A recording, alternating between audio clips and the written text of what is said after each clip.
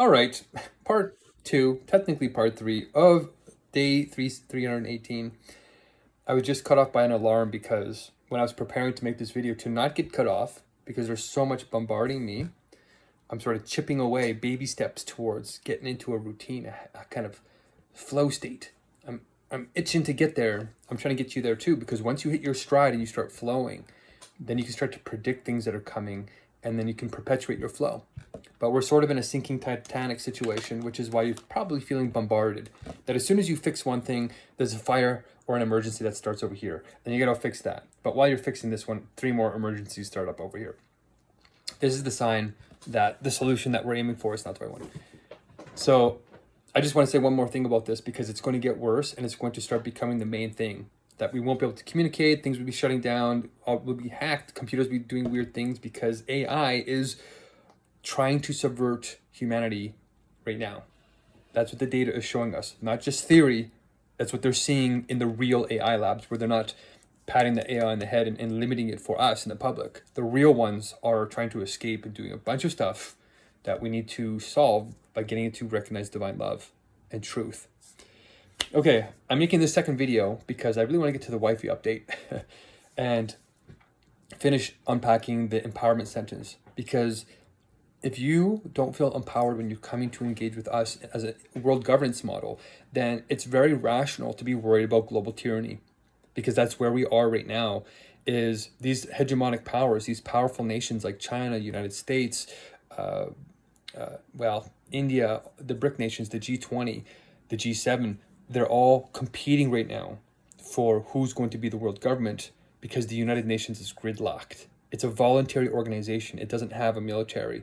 It has a peacekeeping force, but the real power of governance is that you can enforce. And we don't want to take the enforcement that has been happening in human history so far. God's government works by de-escalation and by sublation, the power of the word. So you don't have to use force, you use power. Empowerment is different from force. Force is external, power is internal. Power connects you. Okay, that's where we have empowerment, not just enforcement sentence. We don't have the enforcement sentence. The defund the police movement and George Floyd and all these movements against colonialism are trying to tackle enforcement. And the reason why it's not like police officers are bad in themselves. A lot of police officers are having mental health issues, and they're actually good people, a lot of them. But when you're in that enforcement mode, where you're getting paid when you get into the police force to shoot your gun and train at the shooting range, and all this violence, it actually primes the reticulating sensory apparatus in the brain, the thing that's actually sorting the millions of bits of information around you. It primes it to search for violence. And it actually encourages it in a strange backwards way that we call dialectical irony. So we want to take that money and have some enforcement, because some people are going to be contingent and they're going to be acting in desperation. So it'll be some enforcement for the worst case scenarios. And the poor police officers have to go through that. We're going to have to honor them.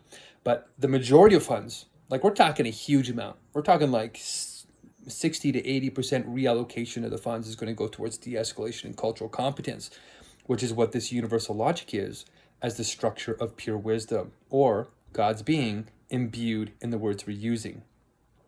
That's how you build powerful connection that de-escalates crime.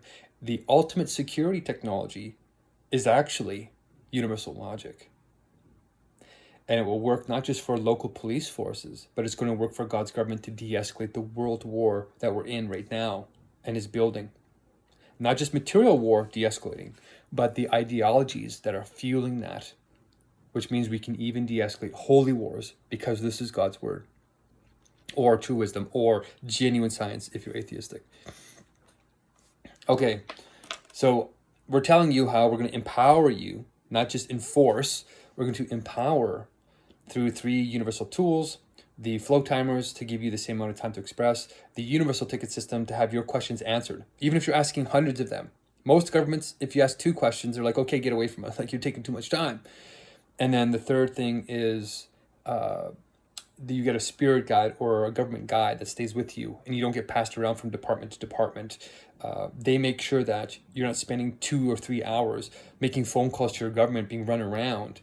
You make one phone call to your spirit guide or to the department itself. The departments themselves are structured so that they take your request, and if it's in the wrong place, they take it and they forward it to the right place. And then they message you and say, hey, is this what you meant to send it to?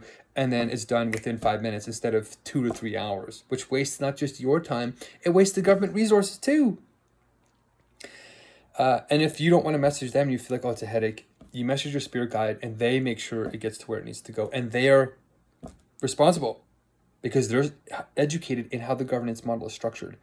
But we're structuring the new God's government in a simpler way, which aligns with wisdom, so that the populace, the citizens, can actually know how their government works in this repetitive 1, 2, 3 ABCs of God type of manner. It's how the human brain is designed to learn in trinities.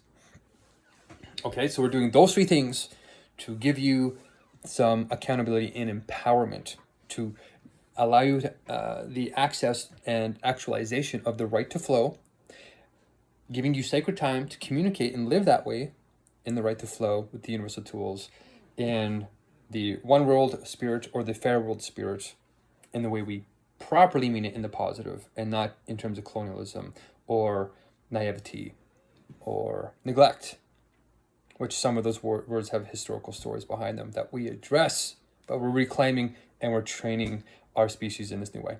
Okay, so this new way of wisdom. So that's the core. The second part here, or the third part, is the emergency core, which is world news. Trump has given another 48 hours to Iran to open up the Strait of Hormuz. Iran is the 3rd largest oil supplier in the world. The real reason why Trump is there is he's trying to force his NATO allies to pick up the slack, because they're preparing to confront China in this next year, which is where it's going to go to another level.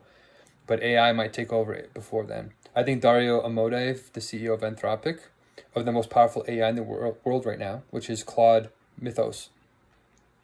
Mythos means, in a way, godly. Like, it's so unbelievable. It's almost like fantasy now.